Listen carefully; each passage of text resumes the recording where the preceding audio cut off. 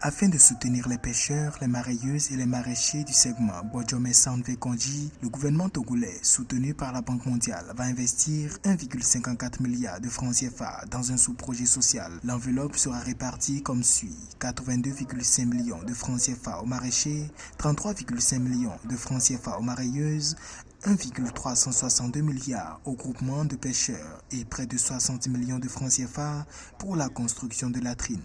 Ces grands axes ont été présentés aux populations bénéficiaires le 21 février 2024 à travers 2 séances de sensibilisation à l'endroit de 200 bénéficiaires du sous-projet social à Agbodjrafort et à Anéro.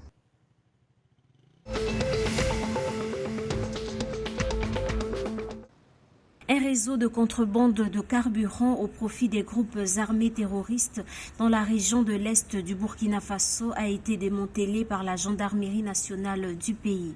Un récent communiqué de la gendarmerie nationale burkinabé révèle l'information. Cette perquisition a permis de saisir plus de 300 bidons de 20 litres d'hydrocarbures. Selon la gendarmerie burkinabé, cette opération s'inscrit dans le cadre de la lutte contre les sources de ravitaillement des groupes armés terroristes. Elle invite vivement les populations à la collaboration, surtout dans ce contexte de terrorisme, et à dénoncer tout cas suspect en appelant le Centre national de veille et d'alerte 1010.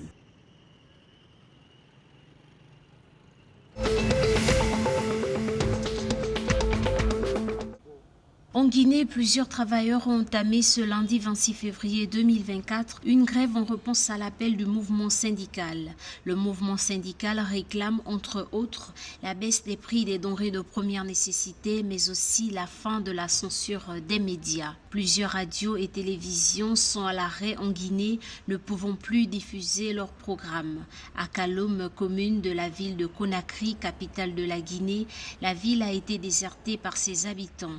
L'engouement du lundi a ressemblé à celui d'un jour férié ou d'un dimanche. Les banques et les petits commerces étaient également fermés.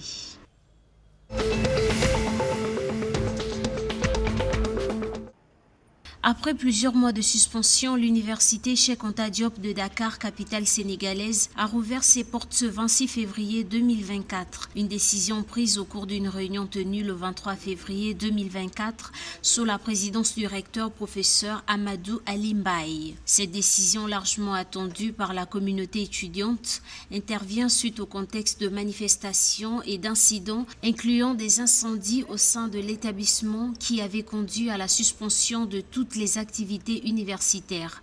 En réponse à ces événements, les autorités avaient initialement opté pour l'enseignement à distance avant de finalement autoriser la reprise des cours en présentiel.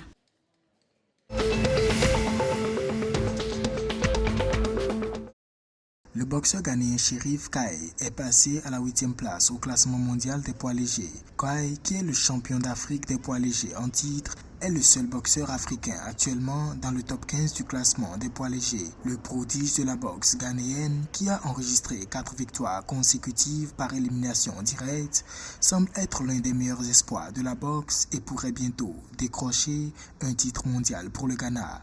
Kaye a récemment été nommé meilleur combattant africain de l'année 2023 par l'Organisation mondiale de boxe.